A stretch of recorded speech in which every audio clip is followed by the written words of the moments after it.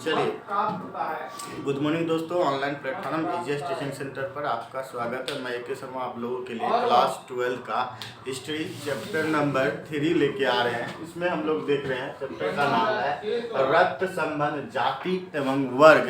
अर्थात इस चैप्टर में हम लोग कहानी देखेंगे 600 BC से लेकर के 600 AD तक, यानी 600 ईसा पूर्व से लेकर के 600 ईस्वी तक के कहानी के बारे में हम लोग समझेंगे इस चैप्टर में। तो चलिए आइए हम लोग स्टार्ट करते हैं। और स्टार्ट करने से पहले एक बार और बोलेंगे, अगर अच्छा लगेगा तो सेशन को लाइक सब्सक्राइब जरूर कर दीजिएगा, दोस्तों में शेयर जरूर कर दीजिएगा। चलिए देखते हैं हम लोग। पहला आपका हम लोग टॉपिक लिखते हैं कि आरंभिक समाज की स्थिति। अर्थात हम लोग देखें कि थोड़ा सा हम लोग बैक आ जाते हैं, बैक समझते हैं कि बैक क्या है।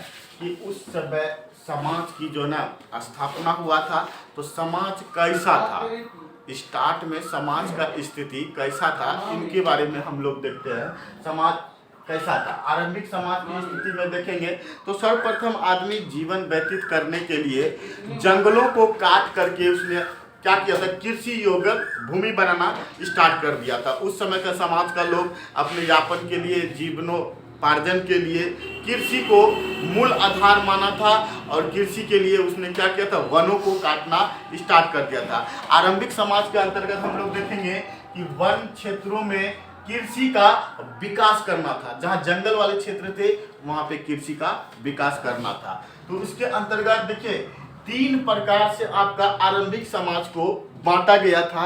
एक था आरंभिक समाज में, पहला आपका था जमींदार।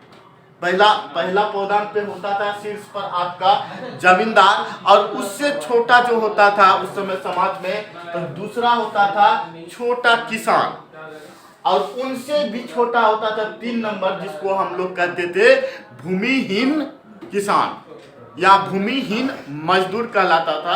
अर्थात आरंभिक समाज 3 बराबर भागों में बटा हुआ था।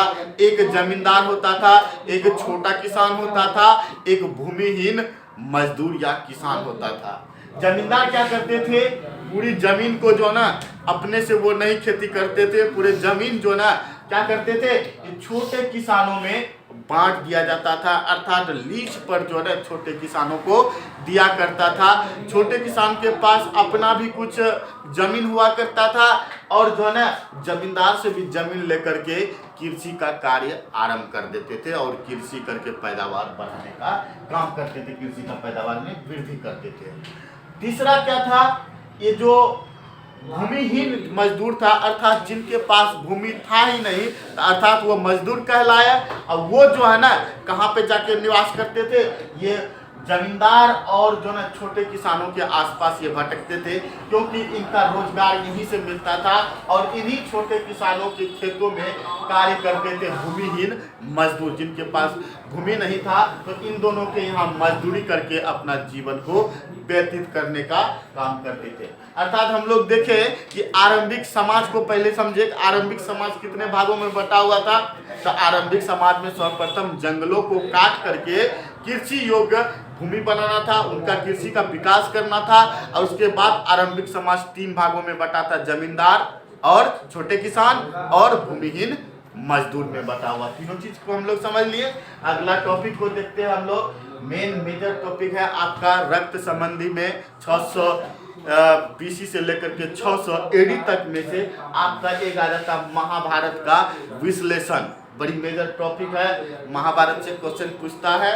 महाभारत के बारे में अब तक आप लोग सब जानते ही होंगे, लेकिन फिर भी एक बार हम लोग देखेंगे, चैप्टर में सिलेबस में है आपका, तो पढ़ेंगे हम लोग। महाभारत का विश्लेषण क्या है, महाभारत में ना कहते हैं इतना बड़ा, सबसे बड़ा हम लोग बोलते हैं क्या है, काव्य है आपका। महाभारत हुआ, रामायण हुआ, हिंदू धर्म का सबसे बड़ा ग्रंथों में से ये है, महाकाव्य है महाभारत और रामायण। तो इसमें महाभारत को हम लोग देखते हैं कि महाभारत टोटल आपका जो ना 1 लाख श्लोक है महाभारत में। श्लोक समझते ना, 2-3 लाइन का जो एक दिया हुआ, संस्कृत में श्लोक पढ़े होंगे, मैट्रिक में पढ़े होंगे कि 2-3 लाइन दिया हुआ का एक उसका दूसरा लाइन का 2 सिंबल रहता था। तो 2-2 लाइन का जो एक श्लोक होता है, उसी प्रकार से आपका महाभारत में 1,00,000 श्लोक थे।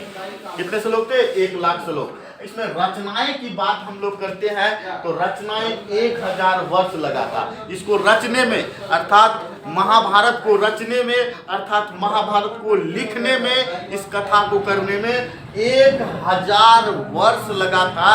इसीलिए हम लोग कहते हैं सबसे बड़ा ये क्या है? महाकाव्य है सबसे बड़ा। क्योंकि देखिए समझ सकते हैं कि 1000 वर्ष कम नहीं है, कितना पीढ़ी दर पीढ़ी निकला होगा। तकरीबन इस समय की बात करते हैं, आदमी का लाइफ 100 वर्ष था तो लगभग 10 पीढ़ी बीत गया होगा महाभारत लिखते लिखते, महाभारत रचते रचते। अर्थात बात करते हैं कि महाभारत एक जगह से कलेक्ट नहीं किया गया है। तो महाभारत का कलेक्शन की हम लोग बात करते हैं तो महाभारत जो है ना पूरे भारत से जो है ना इसको कलेक्ट करने का काम किया था आपका।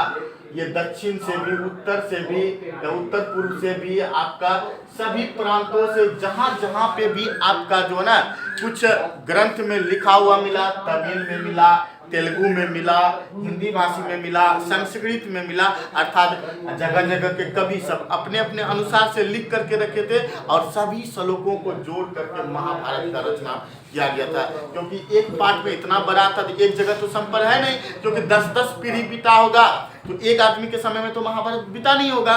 जिसमें इस समय का कवि रहा होगा वो अपने अनुसार जितना पाया होगा लिख लिया। उसका लाइफ में मान ले कि 100 साल का लाइफ है तो 50 साल में, 100 साल में तो लिखना नहीं है, बचपन से नहीं पकड़ लेगा पेन से, मतलब बड़ा होगा उसके बाद है ना लिखेगा जी। बड़ा होने मतलब 60-70 वर्ष तक लिखा होगा, फिर उसका कान दैल हो गया, फिर दूसरा कवि आया होगा वो वहां से लिखा होगा अपने लाइफ में जो देखा महाभारत का कीर्तिमान, फिर वो लिखा होगा दक्षिण कश्मीर से इधर उधर पूरे भारत में लगभग जो है ना समझिएगा कि जहां से हुआ सब लिखा। और दोबारा जब इसको कलेक्ट करने का काम हुआ तब एक साथ संजो करके जो है ना एक पीढ़ी दर पीढ़ी में उसको सजा करके तब महाभारत हम लोग आज छोटा सा आज तक एक ग्रंथ किताब लेते हैं, सारा निचोड़ हम लोग पढ़ लेते हैं कि ऐसा ऐसा महाभारत हुआ था।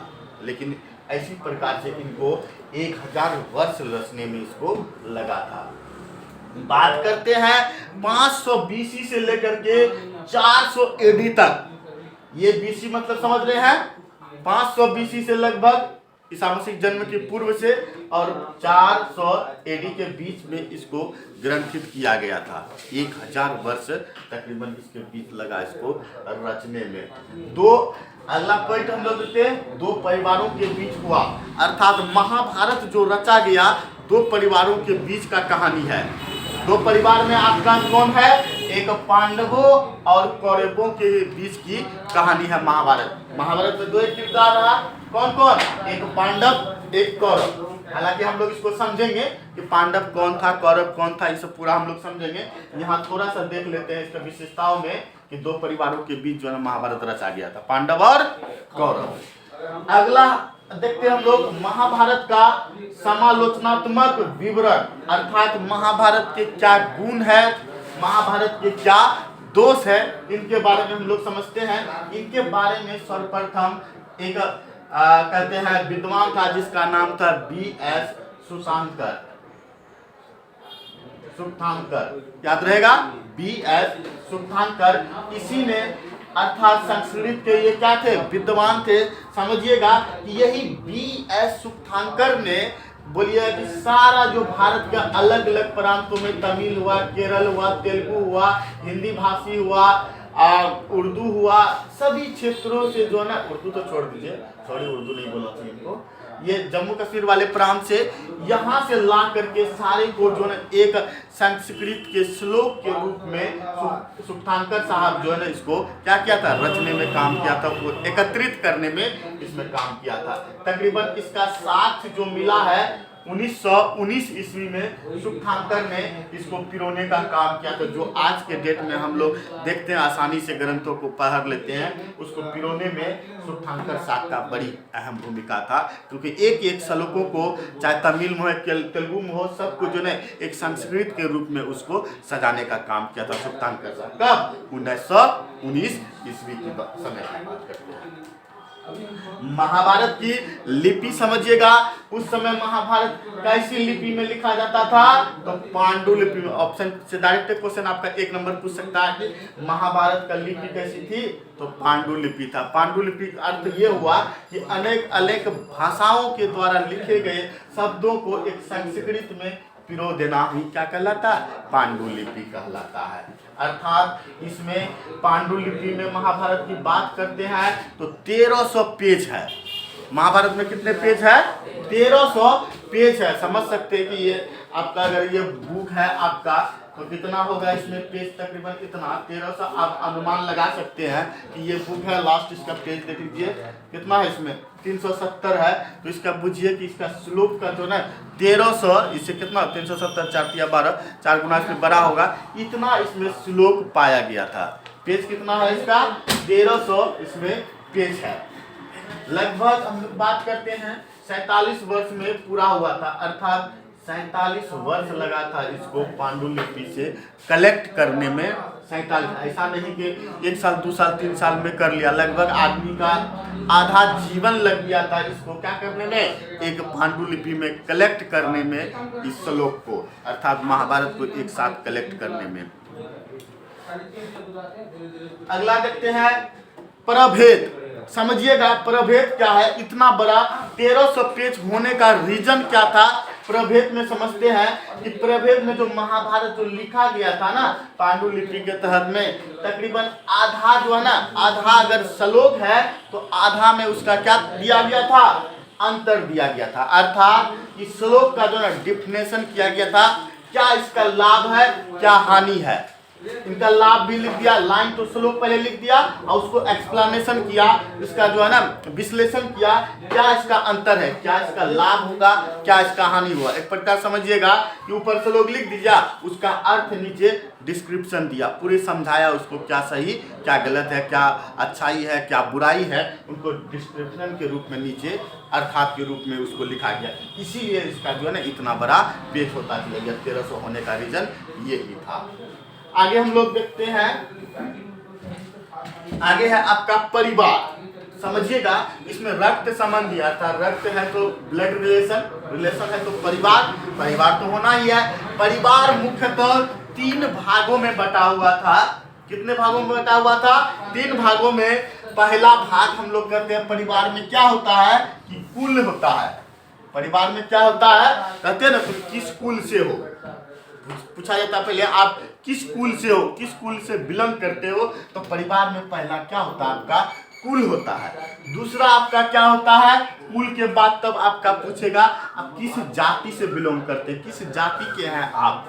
तीसरा क्या पूछेगा आपका, किस वंश के हैं आप, अर्थात उस समय अब समझेगा इसको हम लोग पूरा तरीका से, वंश को भी समझेंगे। पहले कुल समझते हैं। कुल का अर्थ होता है परिवार, कुल शब्द का अर्थ क्या होता है, परिवार होता है। और जाति शब्द का अर्थ होता है कि परिवार, कई परिवार को मिला करके एक जाति का निर्माण किया जाता है। अर्थात बांधकों का अर्थ होता है कई जाति, कई परिवार। अब जाति कैसे बनेगा, आप बोलते हैं मेरा जाति फलना जगह है, चिलना जगह है, मेरा रिलेशन वहीं जुटेगा, अंतर कास्ट विवाह नहीं होगा, मेरा कास्ट से ही शादी होगा। तो जहां आपका जाति रहेगा वहीं शादी कीजिएगा, कास्ट में अगर कीजिएगा और अदर कास्ट में कीजिएगा तो कोई मतलब नहीं बनता है। सारा हम लोग आज देखें ना, विवाह व्यवस्था भी इसी चैप्टर में है, कितने प्रकार का विवाह होता है, वो चीज़ भी हम लोग इसमें पढ़ेंगे। हालांकि अभी आइए पहले हम लोग यहाँ देखते हैं, वंश जाति समझते हैं, उसके बाद फिर रिलेशन भी हम लोग जरवाएंगे, शादी ब्याह भी इनका करवाएंगे, ठीक है।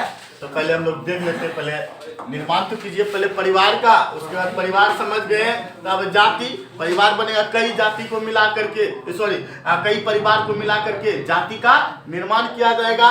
और जाति जब बन जाएगा तो आपका वंशज कहलाएगा।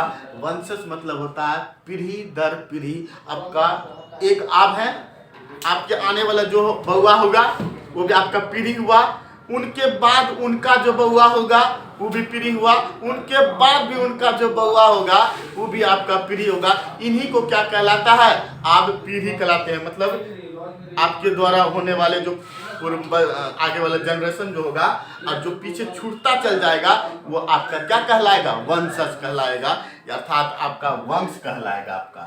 यानी आप किस दादा परदादा फिर कौन कौन दादा होता है और आगे चल जाता है, सारा को मिला दीजिए वो आपका वंशज कहलाता है ना, वही तो आपका वंशज हुआ। तो समझ गए हम लोग 3 चीज परिवार में क्या जरूरी होता है, कुल, जाति और वंश, तीनों हम लोग समझ गए। अगला देखते हैं महाभारत क्यों हुआ, इसको गौर से समझिएगा इस कहानी को, क्योंकि यहाँ से क्वेश्चन पूछता है। महाभारत में अगर क्वेश्चन कुछ पूछता है और ये फंक्शन आपको पता है तो महाभारत पक्का आप जो है ना लिख करके आइएगा, महाभारत का आपका क्वेश्चन नहीं छूटेगा। इसको समझिएगा कि महाभारत एक कहानी तौर पे इसको समझ जाइएगा।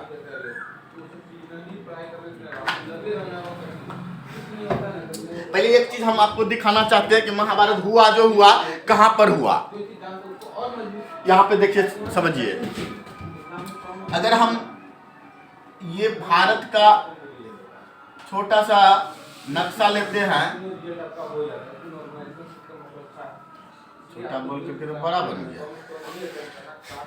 ये भारत का हम नक्शा लेते हैं तो ये वाले प्रांत देखिए, यहाँ पे आपका दिल्ली है, ये कुछ वाले प्रांत थोड़ा उत्तर प्रदेश लेते हैं, दिल्ली के बगल में नोएडा उत्तर प्रदेश है आपका, और ये आपका है पंजाब वाले प्रांत, ये सॉरी यहाँ हो गया पंजाब, ये हुआ हरियाणा, अर्थात ये वाला प्रांत जो है दिल्ली, यूपी, हरियाणा, ये पंजाब, ये तीनों राज्य के सम्मिलित रूप में आपका जो है ना क्षेत्र कहलाता है। आपका कौन सा क्षेत्र, महाभारत वाले क्षेत्र कहलाता है। अर्थात महाभारत भी आपका कौन सी मैदान में हुआ था, कुरुक्षेत्र के मैदान में हुआ था, कुरुक्षेत्र के मैदान में। महाभारत कौन से मैदान में हुआ था, कुरुक्षेत्र के मैदान में हुआ था, और ये कुरुक्षेत्र आपका पड़ता है हरियाणा में। कहाँ पड़ता है, आपका हरियाणा वाले प्रांत में पड़ता है आपका। ये सारा सम्मिलित जगह आपका क्या था, महाभारत का था। और दिल्ली को उस समय दिल्ली न कह करके उसको इंद्रप्रस्थ कहलाता था। क्या कहलाता था, इंद्रप्रस्थ कहलाता था।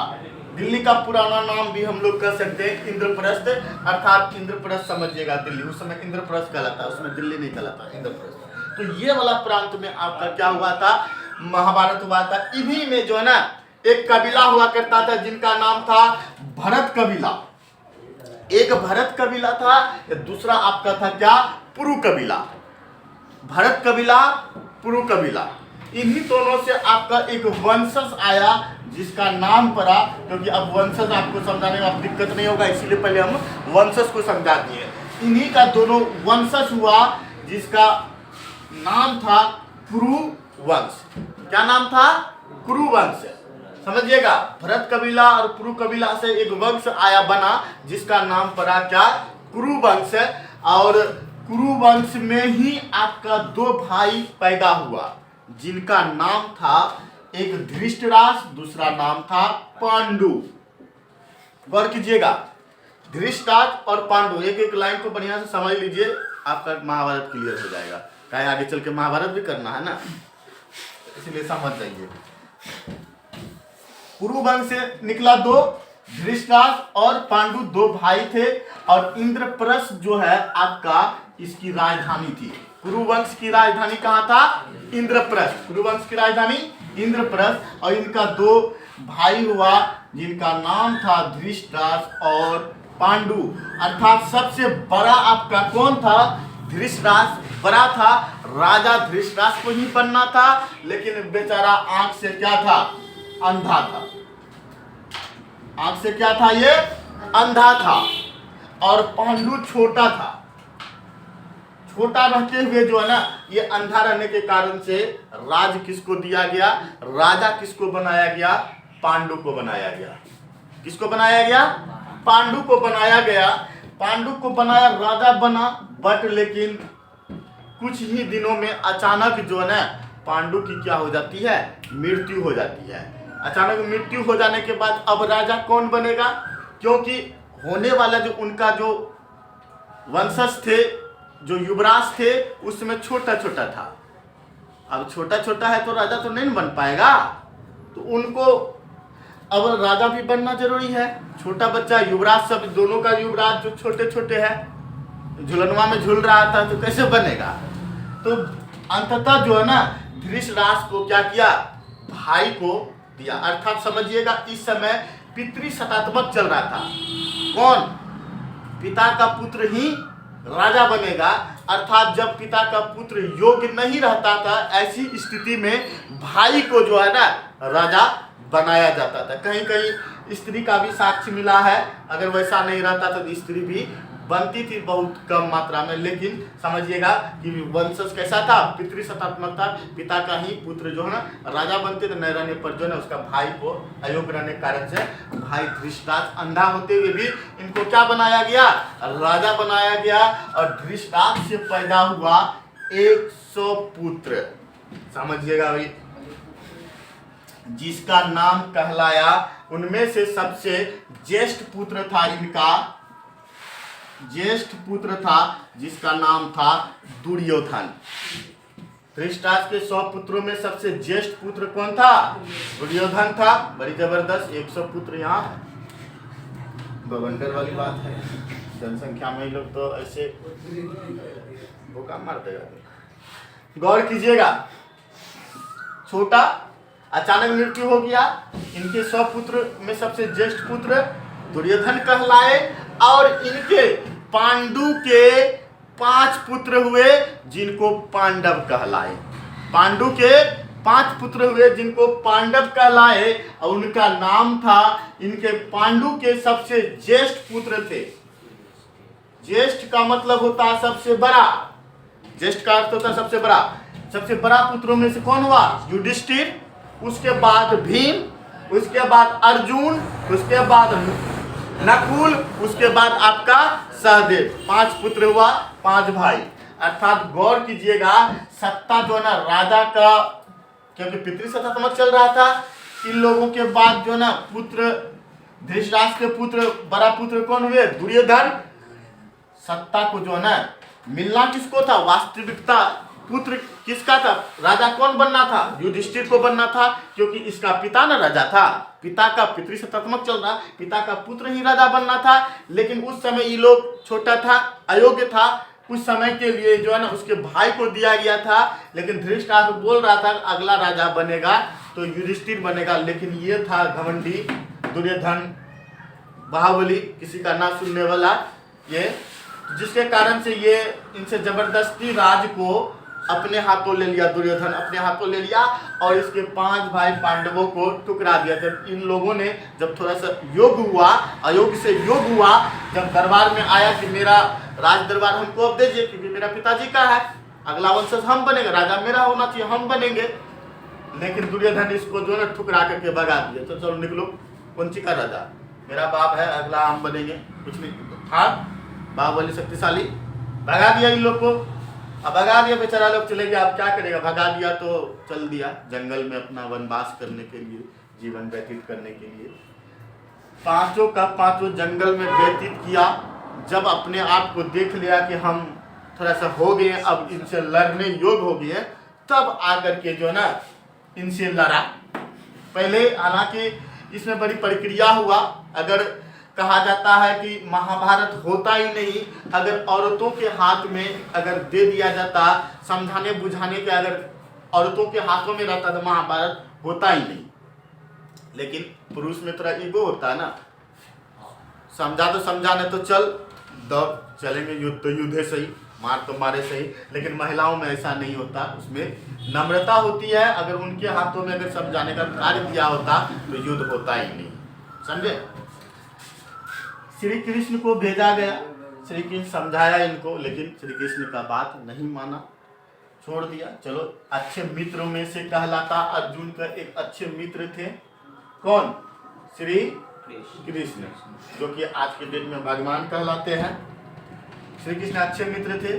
जब दोनों के बीच समझाने के बाद नहीं माना, रात दिन युद्ध की परिस्थिति आ गई, युद्ध होना है। एक बार कृष्ण भी चाहा समझाने का, कृष्ण का भी बात नहीं माना, श्री कृष्ण भी छोड़ दिया, लड़ो, लड़ना तो मरोगे तो हम क्या करेंगे।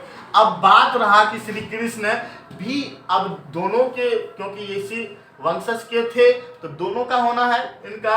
अब बात रही कि श्री कृष्ण किसके ओर से सपोर्ट करेंगे युद्ध में। युद्ध होना तय हो गया, युद्ध में किसके तरफ सपोर्ट करेंगे। दुर्योधन से पूछा तुमको क्या चाहिए हमसे, बोलो हम तुम्हारा साथ देंगे। दुर्योधन बोला कि आप अपना सेना जो है ना पूरा दे दीजिए हमको। ये बुड़बक था, इसको लगा कि नहीं सब तो सैन्यवा तो हम ले लेंगे तो युद्ध में तो सैन्य न लड़ेगा, तो सेना जब लड़ेगा मेरे पास मेरा सेना पलट जो है ना श्री कृष्ण का पूरा सेना रहेगा तो मेरे पास डबल सेना, तो इसको 5 भाई पांडु को कुचलने में हमको लेट लगेगा, ऐसे तुम अकेले मार सकते हैं सबको। इतना अपने आप को ही समझ रहा था। लेकिन श्री कृष्ण बोला ले लो कोई दिक्कत नहीं, मेरा सेना सारा ले लो। और श्री कृष्ण जो है ना इसका सारथी बन गए। किसका? अर्जुन का सारथी बन गया। सारथी का अर्थ होता है रथ चलाने वाला, समझ रहे हो ना। आगे बैठे हुए थे और श्री कृष्ण रथ चलाते थे और जो है अर्जुन लड़ते हैं। तो इनका भी एक साक्ष्य मिला है कि कैसे पता चला महाभारत है। तो एक बंगाल में जो है पश्चिम बंगाल में जो है एक फोटो मिला है। फोटो में से प्रतीत हुआ कि महाभारत जो है यहाँ तक भी बंगाल तक भी आया था। एक फोटो मिला था रथ पर जो ना एक अनजान व्यक्ति कहते हैं मिट्टी के मूर्ति मिला है, रथ बना हुआ, उसमें सारथी आगे बैठा हुआ है, घोड़ा है और एक व्यक्ति जो है ना तीर ऐसे चला रहा है। ऐसा जो ना साक्ष्य मिला। तो पता चला इस मूर्ति से कि ये महाभारत का ही युद्ध का ये मूर्ति है, ऐसा साक्ष्य मिला है। कहां से? तो पश्चिम बंगाल से। तो आ जाते फिर हम लोग यहीं पे। अब युद्ध के दरमियान में सारथी बन गए। सबसे बड़ा बुद्धि की सेना, सबसे बड़ा बुद्धि, क्योंकि श्री कृष्ण के पास अपार बुद्धि थे, वो भगवान थे, अपार बुद्धि थे। तो बुद्धि चल गया उठ करके किसके पास? अर्जुन के पास। अर्जुन भी तो कम नहीं था। इधर आपका क्या किया भीम, गदा वाला यो कम नहीं था, अकेले गदा से देख सकता था, यो पांचों भाई कम नहीं था। तो धनुर्धर था, अर्जुन भी धनुर्धर था और भीम तो गदा चलाने वाला था ही। तो युद्ध में दरमियान याद रखिएगा एक चीज, और युद्ध जो चला ना तकरीबन महाभारत का 18 दिन तक चला। 18 दिन एकदम दिमाग में फिट कर लीजिएगा। युद्ध कितना दिनों तक चला? कुरुक्षेत्र के मैदान में 18 दिनों तक युद्ध चला। युद्ध चलने के दरमियान में अंततः जो है ना दुर्योधन की हार होती है, अर्थात कौरवों की हार होती है। 100 भाई धृतराष्ट्र के 100 पुत्रों को क्या कहलाता है? कौरव कहलाता है। कौरव मैंने अभी तुरंत देर बताया था, जो 2 परिवारों के बीच युद्ध हुआ था कौरव और पांडव के बीच, अर्थात पांडु के 5 पुत्र पांडव कहलाए और धृतराष्ट्र के 100 पुत्र को कौरव कहलाए। कौरवों में सबसे बड़ा भाई दुर्योधन था और इसमें पांडवों में सबसे बड़ा भाई आपका युधिष्ठिर था। इसमें भी कुछ क्रियाएं होते हैं। क्रियाएं क्या थोड़ा सा देखने को मिलती है कि 5 भाइयों मिलकर के किससे शादी करते हैं? 5 भाई का एक पत्नी, क्या नाम है? द्रौपदी, जिसका चीरहरण हुआ है। तो गौर कीजिएगा 5 भाई का एक के पत्नी था जिसका नाम था द्रौपदी, और द्रौपदी को जो है ना जुए में हार गया था। ये युधिष्ठिर जो है जुए में हार गया था, अर्थात ये दुर्योधन जुआ खेलने में मास्टर था। बटिया बुला करके बहला फुसला करके इसको जुआ में बैठाया और जुआ में सब जीतते जीतते इनका पत्नियों को जीत लिया था। ये जीतने के बाद कहा जाता है इसका चीरहरण भी हुआ था, सुने होंगे। तो ये थोड़ा सा महाभारत से मिलता जुलता इसका एक कहानी है कि द्रौपदी का चीरहरण इसीलिए हुआ था कि युधिष्ठिर ने अपने पत्नी को जो है ना द्रौपदी को जुए में हार गए थे इसके साथ, इसी कारण से उनका क्या हुआ था? चीरहरण करवाया गया था। चीरहरण का मतलब समझते ही होंगे आप लोग। तो ये युद्ध कितना दिनों तक चला था? 18 दिनों तक चला था। क्लियर है? गौर कीजिएगा, एक इन्हीं से तथ्य मिलता जुलता है आपका। महाभारत जो में 8800 पद हैं। महाभारत में कितने पद हैं?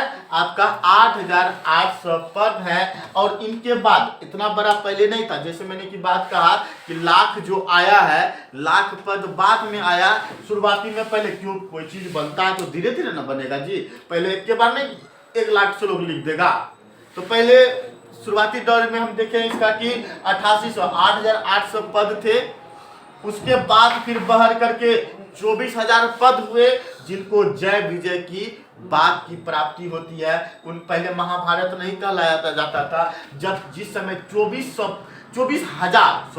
24,000 पद थे, उस समय महाभारत को जय विजय के नाम से जाना जाता। उस समय महाभारत नहीं था, उस समय जय विजय था। अर्थात 2400 जब पद था महाभारत में, उस समय जय विजय कहलाता था। जब ये 24,000 से बढ़ करके अंतिम में फाइनली में कितना हो गया, 1 लाख हो गया। तो 1 लाख हो गया, जब श्लोक हो गया, पद हो गया, तो उनको कहलाने लगा महाभारत, जो कि बहुत बड़ा मात्रा में हो गया, इसीलिए उसको तब महाभारत कहलाने लगा। अर्थात देखिएगा कि महाभारत को जो ना 3 भागों में बांटा गया है। कौन कौन? एक कथनात्मक के रूप में, एक वर्णनात्मक के रूप में, तीसरा आपका उपदेश के रूप में। गौर कीजिएगा, कथनात्मक के अर्थ में क्या हुआ, आपका कौरवों और पांडवों की युद्ध की कहानी का प्राप्त चलता है। कथनात्मक में कौरवों पांडवों की युद्ध की प्राप्ति का पता चलता है, युद्ध का वर्णन का पता चलता है। और वर्णनात्मक में आपका जो है क्षेत्र राज की पता चलता है। अर्थात देखे ना, क्षेत्र राज कौन कौन हुआ, जैसे दिल्ली बोले, इंद्रप्रस्थ बोले, इसका क्षेत्र राज था। हरियाणा, कुरुक्षेत्र, पंजाब, आपका यूपी, ये वाला जो प्रांत है, ये क्षेत्र हुआ। क्षेत्र राज की जानकारी हमें वर्णनात्मक से पता चलती है, और उपदेशात्मक से या उपदेश से हमें उस समय मौर्य और गुप्त काल चल रहा था, और मौर्य गुप्त काल में भी इनका बारे में हमें, इससे रिलेटेड बारे में हमको जानकारी प्राप्त होती है। तो आज का पाठ को हम लोग यहीं तक छोड़ते हैं, और कहेंगे कि लास्ट में चैनल को सब्सक्राइब कीजिएगा, लाइक कीजिएगा, दोस्तों में शेयर कीजिएगा, और कहते हैं कि स्क्रीनशॉट ले लीजिए।